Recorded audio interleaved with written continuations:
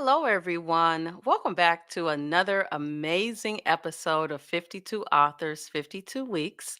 Today, I am joined by, and I'm so excited because I get to practice my French from 1989, Ange Lumière, who is the author of Spiritual Lawyer. Make sure you guys can see it. Spiritual Lawyer, The Extraordinary Story of a Lawyer Turned Modern Mystic. Welcome to the show. Thank you so much for having me, Lisa. It's a pleasure to be here. And I'm excited to stream you in from the UK. I'm always happy when I have authors who are outside of the United States. Mm. So, why don't you tell our listening, viewing audience about your background, just so that they can get to know you a little bit before we get into the book? All right. So I was an international mergers and acquisition lawyer for 15 years. That means I worked in corporate. I negotiated contracts, joint ventures, traveled the world. I actually came to America a couple of times for work. South America, Africa, Asia, Japan. It was an amazing career, I have to say. And then I branched out, and I talk a bit about it in the memoir. I had to reinvent myself because the company that had moved me from Paris to London to the UK wanted to restructure and quit their UK operations altogether, and I didn't want to go back to live in Paris, so I had to reinvent myself. I could have gone back to university, didn't want to really study law again. I was done. And so I started training and giving myself permission to do all the things I've never done before. I thought this is an opportunity. So clinical hypnotherapy, tarot, mediumship. I started also exhibiting as an a visual artist. All the things that you don't give yourself permission when you want to do the right thing, have the right career, please your parents, whatever it is, right? Choose your parents? Oh, wow. You know, I love my parents, but there was that one time that I learned that my first name is legally Lisa Lynette. And how I found out was I went to get a passport because I was ready to travel the world. And the individual who was taking my paperwork, she says, "You need to write your name." And I was like, I did write my name. And she's like, "No, your legal name is Lisa Lynette." So I called my parents and they were like, my mother was laughing. And I was like, how could I not know decades that my name was not Lisa? Everything that I own, purchase, schooling, all says Lisa. So I love my parents dearly, but I'm a little disappointed in that name situation because how could you not say anything? Yeah, sometimes we have these surprises, don't we? Mm. Absolutely. So I like how you gave yourself permission. I like to say you gave yourself permission to live. Yes, And absolutely. Mm.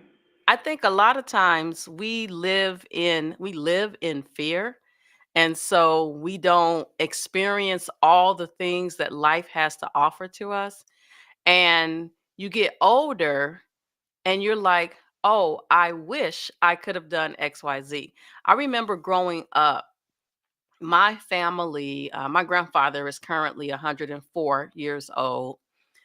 And Wow. so, they grew up in a time where you didn't necessarily go to college, but you got a job. You stayed at that job until you retired. And then that's when you're supposed to experience life. And I was like, I don't think I want to go that route. And I so went to college, was able to travel, and if I had to do it all over again, I would do it the same way. Because one of the things I realized that when you age, there's no guarantee you will be able to travel. I want to be able to travel, you know, physically able to do so, mentally able to do so, and not just wait until the quote unquote end of my life to do it. Yeah, Start I living. think that was definitely a mindset um, of my parents' generation, probably a little bit my generation too. So I departed a bit from the people my age. But it's true, you have to live for now. You have to let go of the fears, and very often we live someone else's life, and that's why we get to that point where we are seemingly having a midlife crisis. It's not really a midlife crisis. We just realize that we're not living the life that we really wanted because we were people pleasing all along. Wow. Wow. You know what? When you say it like that, I'm just reminded of the number of people who have been people pleasing.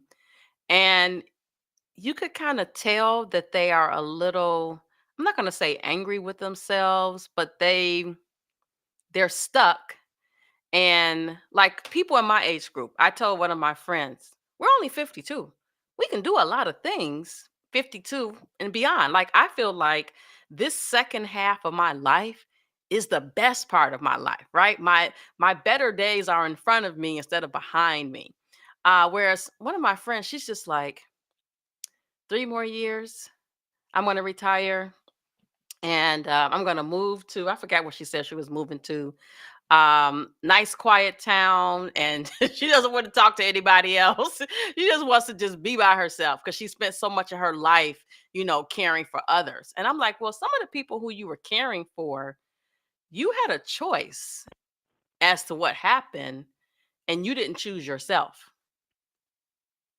Mm, yeah, and that's why I mean I was a people pleaser, so I'm holding up my hand. I did it because I believed that if I wasn't there for everyone all the time, people wouldn't love me. I've Oh. learned, but that's why people do that. That's why they please. And but the problem is they don't really love you. And I realized that when I moved to the UK, they love a version of you that's not actually genuine. So when you stop doing what everybody else wants, when you stop being the people pleaser, you have a lot of people who leave your life. It is actually quite traumatic. But the people who stay are the one who genuinely love you. Oh. And I now have the best friends in the world. Whereas I can tell you that before, I had people who just used me, but I allowed them to use me because I was willing to do that to get their love, which of course wasn't authentic. It wasn't real. But I think a lot of people do that because they've been conditioned. If you're nice, your parents tell you if you could get good grades or if you do well in school, you'll have this. So there's this condition all the time, which I understand they're trying to motivate you, but it kind of puts you in that I suppose system or that model, and then you just repeat it endlessly in every relationship around you. It doesn't mean that we have to be rude and never do what people want and become rebels or but it's important to keep a balance between making other people happy and making yourself happy, because if you don't make yourself happy, then you become bitter anyway, and people will feel it. Will Oh, feel it. absolutely. I think about the fact that I don't always like I belong to a couple of things, right? And a couple of organizations, and I don't always go to everything. Um for me, I have spent a lot of time getting to know myself, what I like, what I don't like. And I've realized that I don't have to do everything. Like, you know how some people, they belong to different organizations and everything that they have, they go. Me, it's like I go through this process. All right, will there be parking? Oh, not good parking? All right, I'm not going. What time does this start? Oh, it doesn't start till 8 p.m. Yeah, I'm not going. I go through this process because I just know me and I want to be happy when I get there. I don't want to be like, I get there and I'm like, Mhm. Right. So I've spent a lot of time knowing what I like and what I don't like, and I don't apologize for it. And in fact, it's a running joke. If you invite Lisa somewhere and there is not parking, she's not coming, or because I normally try to investigate before I get there. But if I get there, and I don't know if you've ever been to the US, Chicagoland area, sometimes parking is really bad, kind of like New York area. And so if I get there and I'm driving around and I don't find a parking space that I feel that's close, I can see the location, I go home. I'm not I don't feel bad about it. So I have something for you, Lisa, because this is a really, really interesting story. I actually started experimenting spiritually by asking for parking spaces from the angels. Mm, And at first I thought this is a ludicrous idea. Why would angels care about parking spaces? Well, in your case, and I'm not saying this is right or wrong, but in your case, maybe if you're really meant to go somewhere and the parking space is going between what is for your highest good and what is happening there, because parking can be so stressful. I understand. I lived in Paris, where you people have to kind of literally squeeze their tiny cars into super small spaces. But I started asking angels for parking spaces, and to my astonishment, I got them. And I'm gonna start doing that because I yeah, give it definitely a need it. try. Give it a try, and it's fun. Such a fun way to start playing with the universe, the angels, and the world around us. And what have you got to lose? Right. Absolutely. And I mean, honestly, for the most part, I'm willing to try anything once. Exactly, and that's exactly how I embraced the spiritual path that I was on. I would try something. If it worked, I'd do it again. I'd try it again. If it doesn't work, then I stop. But it never stopped. The magic kept coming. The angels found me parking spaces. They sent me angel feathers. They put me in the right place at the right time. And I'm nobody special. It's just because I was trying. I was willing to try the experiment. And I think that's what I'm trying to portray in this memoir is that, I wasn't anyone special. I was a lawyer. I wasn't some spiritual guru of any sort. And yet the universe showed me amazing things and taught me how intuition can completely change your life. Put you in the right place at the right time, meeting the right people, having wonderful conversations like we're having today.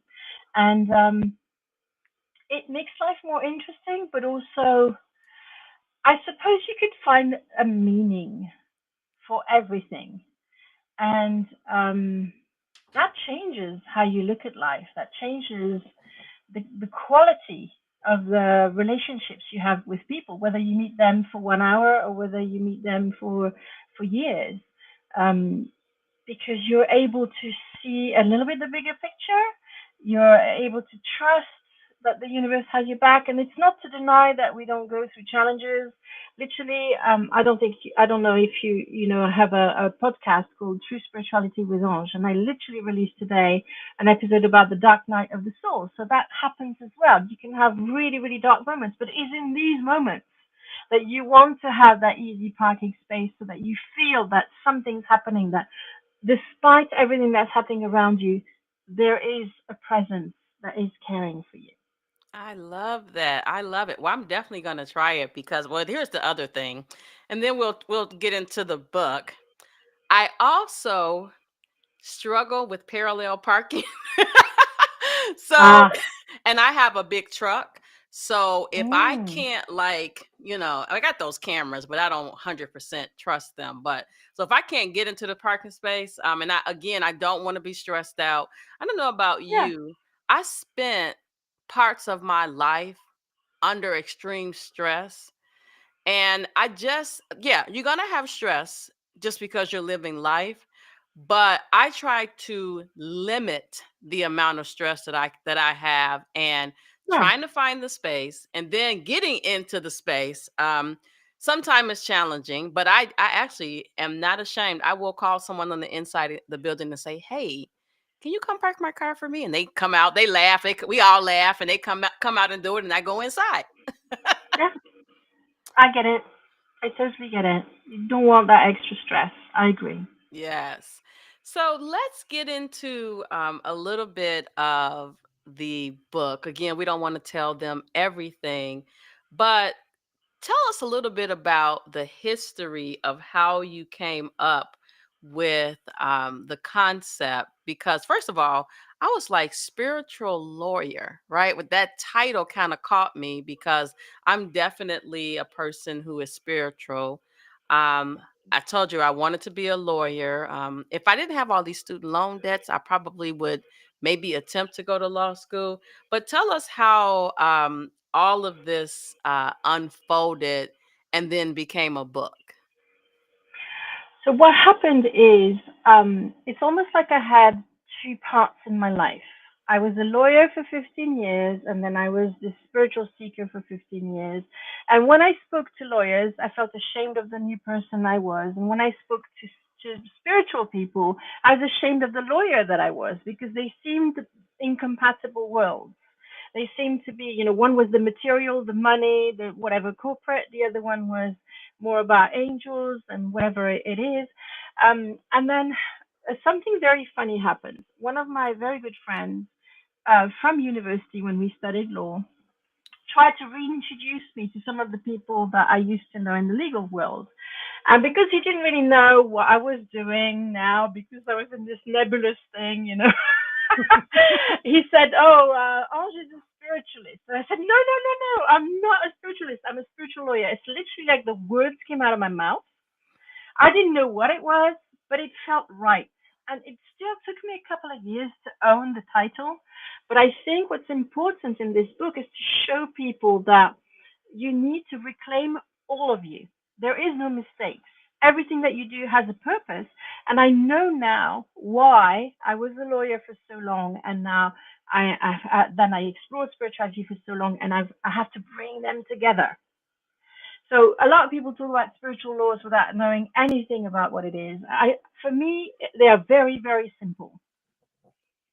Um, it's mostly about being intentional in everything that we do.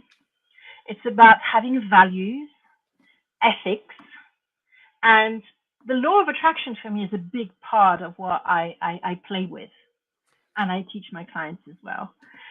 It's about being aware that we have more influence over our lives than we think that we do, and that a lot of things start from within.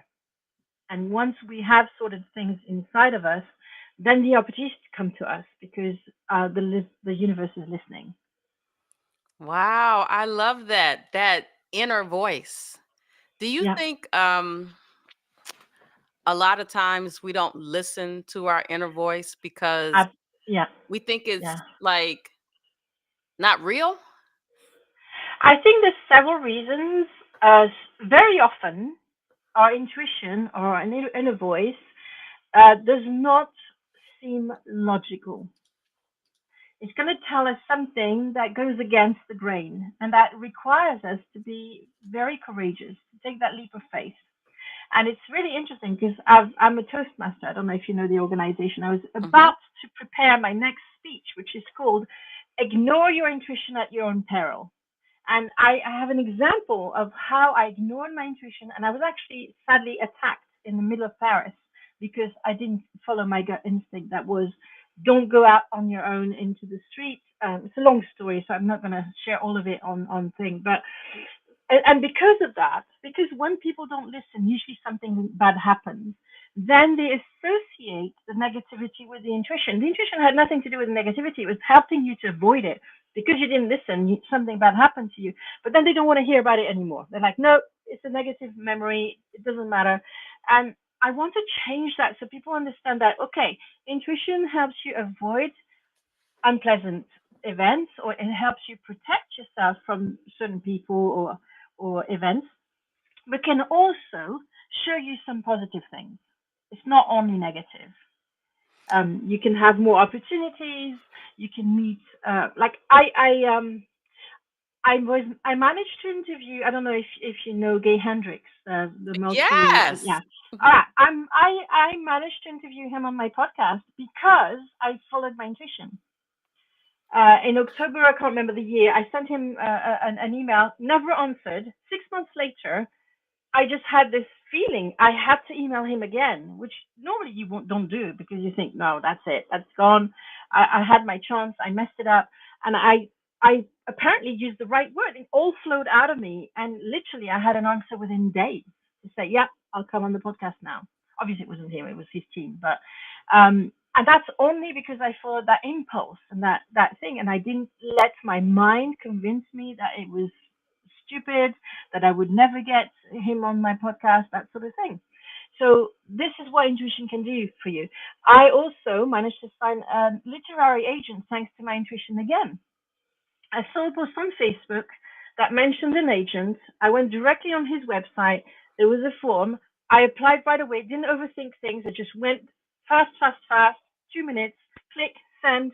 Within 5 days, he was calling me to ask me to send my book in, and he signed me as one of his authors. So this would have never happened if I hadn't paid attention. And sometimes what your intuition does, it asks you to open that phone, that app, or it asks you to go to a place where you wouldn't normally go. Sorry. So if you have to act irrational, at least for your mind, it might not make complete sense. And sometimes you can make sense of it afterwards, but it could take months. So you also have to have that trust, Oh my. and that takes time. Yeah. Oh, I'm getting emotional because there are some authors who I would like to interview, and I have a short list, which hearing you speak today, I am going to turn my list into action.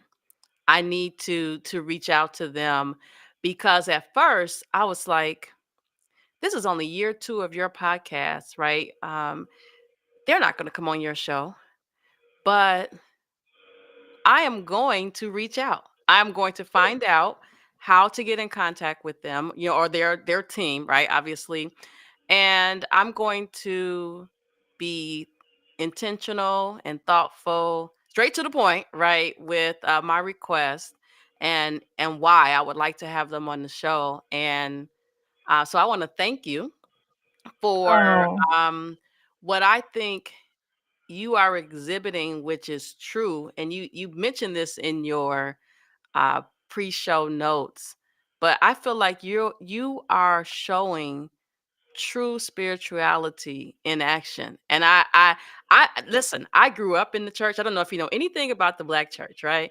But I grew up in the church and have always believed in a higher power. I have, for the most part, have tapped into the feelings that I have.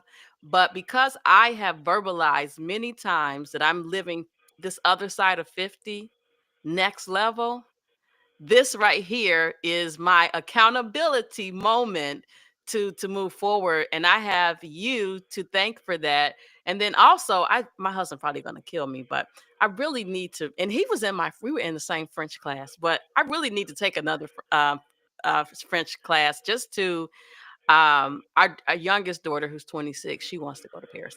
So we're not going to pay for her, but if I can learn a little bit, I can go over there and speak. yeah, Just a little bit. and you can absolutely. There's no limits. I think age is not an obstacle to learn a new language. Um, Absolutely. That's fantastic. And please reach out to let me know how all these pitches that you do to authors work out.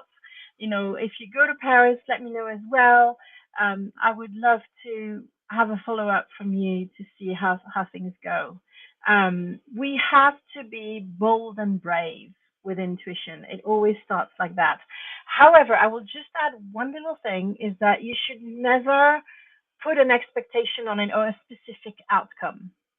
Sometimes you have to do one thing that leads to another, that leads to another, that leads to another. So there's going to be more steps than you think. So you say, do something. You follow your intuition. It's like, what? What was this all about? Nothing's happened. But then it steps in. Because you have to have the faith before the result. Oh my goodness. So, one of the things that I love about 52 authors, 52 weeks is because the conversations are very authentic. You log on, 5, 10 minutes before your scheduled recording time. We chat for like 5 minutes and then we just have a conversation. But there are so many things that we are aligned in. And I'll just tell you one of them is in my book that I wrote. Chapter 12 was titled Faith Over Fear.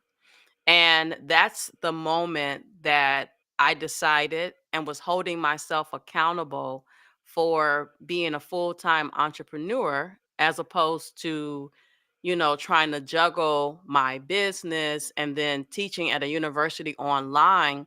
It was wearing me down. I didn't realize it was wearing me down until I had this breaking point. But faith over fear is something that I'm constantly rehearsing in my mind because I don't want to have that. I wish I would have. Like my grandmother told me, a single woman, this was in 1999, a single woman should not purchase a home. And so in 2000, what do you think I did? I purchased a home. So then 5 years later, 2005, I was like, I'm going to move into a bigger home. And my grandmother said, well, you're not married, so I guess you might as well go ahead. But if I would have allowed her limiting beliefs to govern how I carried out my life, I would have been stuck. And so I'm grateful for that little voice inside of me that gives me the courage to do the things that I have these visions about doing. So the more you talk about this, it's reminding me of several visions that I've been having. And the crazy thing is, and I don't think I've ever said this to anyone, there are a lot of things that have happened in my life that I've seen. Like I've seen the exact moment, but it doesn't happen until years later. But I've actually seen it. And it's kind of scary to admit that I've seen it. But and you know what happens? When it happens, I'm like, whoa, I dreamed of this.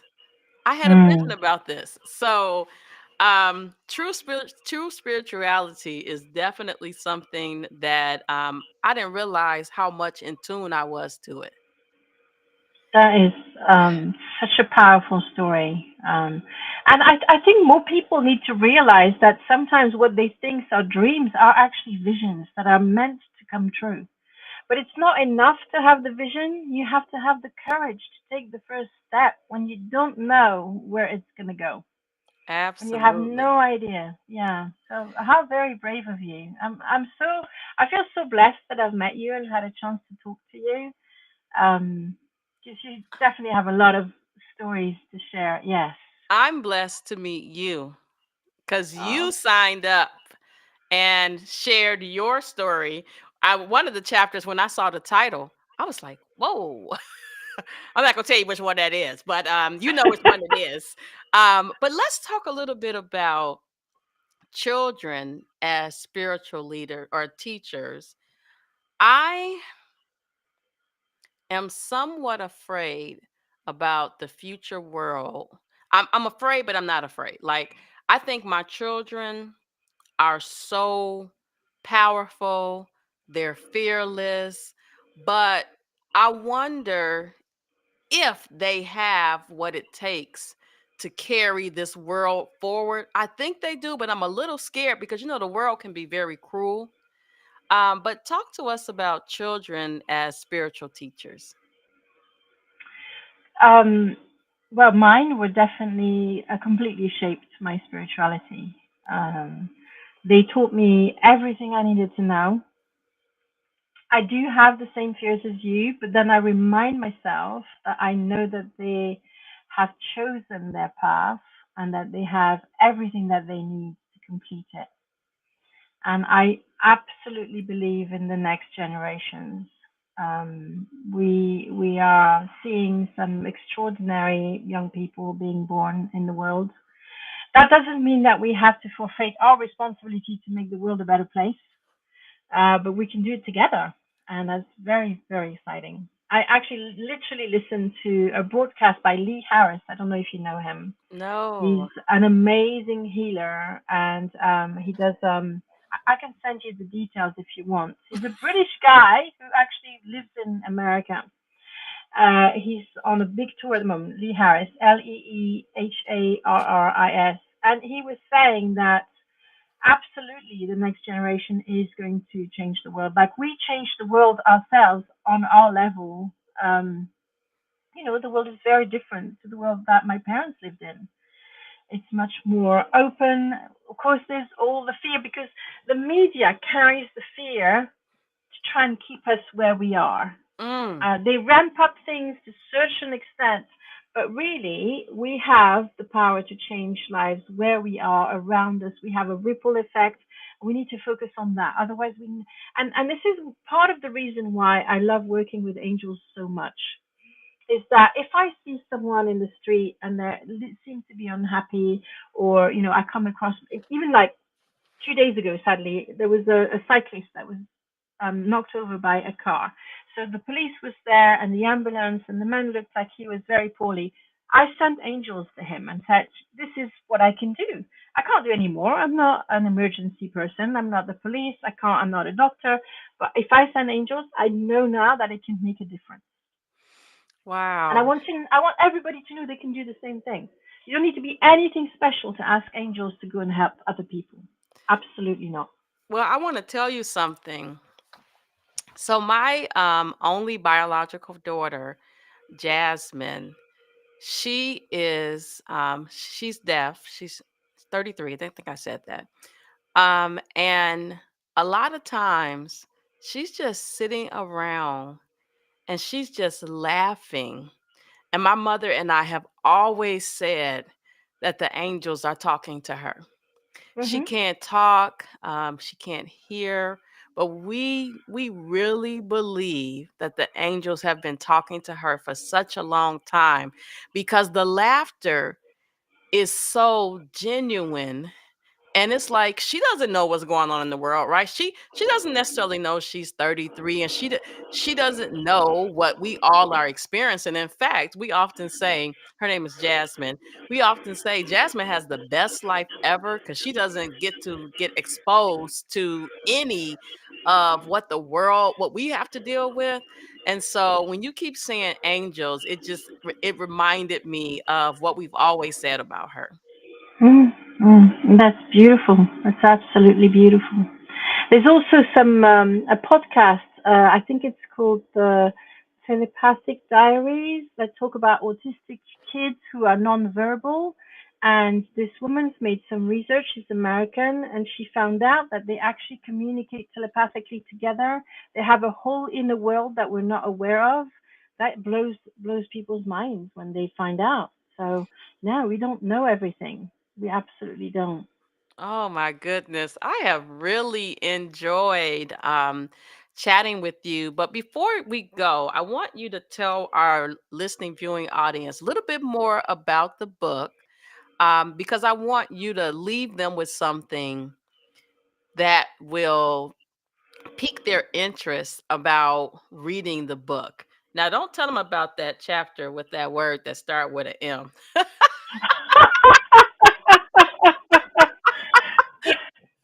Now I know which one it is. Okay, so it starts with a bang, I will say. And people, all the better readers who've read the book have always said that it's like a page turner. It's written like a novel. It's not a memoir where you'll get bored or you'll drop off. I've had people say that they actually stopped, they read through the night. But I will say, so it starts with a bang in the middle of Paris when I was a law student, and I was coming back from doing an internship in a legal department. Uh, my thing is books and music. I don't buy shoes and handbags. Mine is books and music. And there's one specific shop. It's a multi-story book and music shop in Paris. And I had set my mind to go there that day at that specific time. And at the last moment, I changed my mind.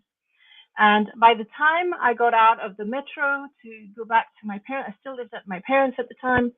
I saw all these emergency vehicles, the police, the ambulances, the fire brigade, and I was like, what is going on? I was only two stations away from whatever this thing was happening. And I found out on the news that literally at the same time and place where I had intended to go to do my shop, there was a deadly bombing that killed 7 people and injured 55 people. At the time, I didn't understand it was my intuition. It's because I did what I call, as a joke, my PhD intuition from the University of Life, that now I know exactly what happens. But also, I was wondering if we have a guardian angel, what were the guardian angels of these people doing that day?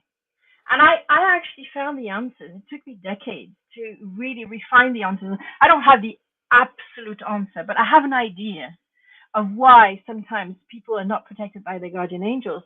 And I'd love for people to find out more about this in my book. I'd love for people to find out how, for example, if they have unusual dreams, they can get an explanation. Or if, say, for example, they lost contact with someone and suddenly they think of them and the person calls within hours. That happens to a lot of people. They don't understand why. I know. And in the book, I think I reveal a lot of these things that help people see the life in a different way. Understand a bit about what's happening behind the scenes. I love it. I love it. So we are almost out of time, but I want to make sure that we do two things. One, I would love for you to tell our listening and viewing audience where they can find you, where they can get a copy of the book. And then lastly, I would love for you to leave our listening, viewing audience with some words of wisdom, some insight, just anything that you want to share. Thank you so much. So it's now on Amazon everywhere in the world. On Monday, though, the paperback will be out. It's up Thank now. goodness. I do not Yeah, like the Kindle version. exactly. So on Monday, I don't know when this episode will be released, but on Monday, the 12th of May, the paperback is available everywhere where Amazon shops exist. In time, it's going to be available on other platforms as well, but I'm just starting where I am. And what I want people to understand or leave people with is that we are all intuitive. So there's no need for us to get our intuition stronger. It's already strong. What we need to do is to believe it and act on it. Because it's almost a bit like a muscle. You can have the best muscles in the world. If you don't use them, they will, fade away. They will get weaker. And that's what's happening with our intuition. So what we want is to understand it and trust it. And the best way to do that is to keep a diary of all the little weird things that you think that become true, just like your visions. Well, your visions were probably a lot bigger than what I'm talking about. But start small, and it's almost like go on a treasure hunt, be the detective.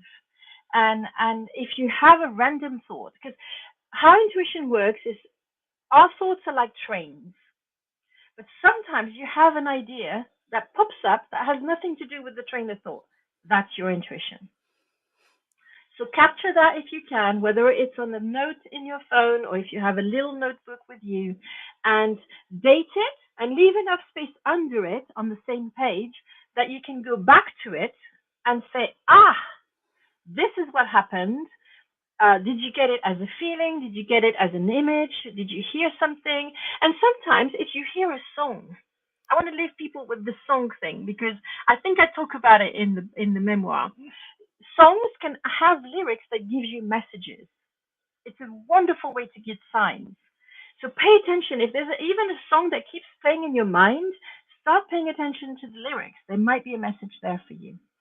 I love all of that. I'm a lover of music as well. And what's so interesting is so it's May 2025. We're recording this episode, right? So it'll air, a few weeks from now. But I am in the middle of planning a women's conference. And there are songs that I have been hearing and have been collecting that will be played at certain times of the event. And every song, it's like the different song just keeps coming to me, and I just keep putting them into the folder. And then on my agenda that I call like the agenda that no one will see but us, it shows at 9:50 play this song at, very strategically placed. And so I know now more than ever that I am doing what I'm supposed to be doing. I'm in alignment with my assignment in life, my purpose, that I'm helping those that I was destined to help. There is by no mistake that the concept of 52 authors, 52 weeks came to me. And I'm just grateful to be the vehicle that puts this out to the world. And I'm just so I'm so excited and happy that I had an opportunity to meet you because it's through these books that I continue to learn and grow, and become a much better version of myself. Thank you. Thank you also for having me. And isn't that such a great feeling when we know we're on track, when we know we're doing the right thing? And I'm hoping that my memoir will help people who don't feel that way get there. Well, let me Small just tell step. you, what I am seeing is, because it's an easy read, some book clubs reading the book and kind of each going around the room talking about something they learned, something they can identify with, and then something they're going to do as a result of reading the book. That's what I'm seeing. That's what I Oh, am well, seeing. thank you. Thank So this is you. what I think you need to do is put together a little guide, you know, that book clubs can use to ask questions. I actually have that on my website, Oh, which is called spirituallawyer.co.uk. I have a special page for press and media, and on there, if you click at the very bottom, you'll see there's a kit, and in there, there's questions. There's exactly that.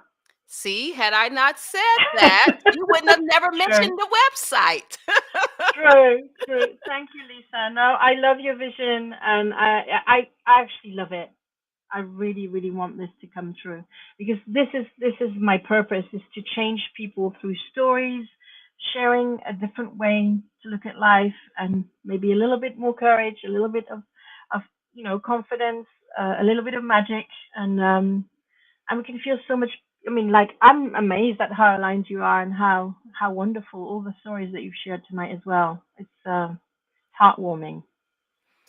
Well, listen, we are out of time, and I want to thank you again for being a part of 52 Authors, 52 Weeks. And everyone who maybe was just tuning in, let me catch you up.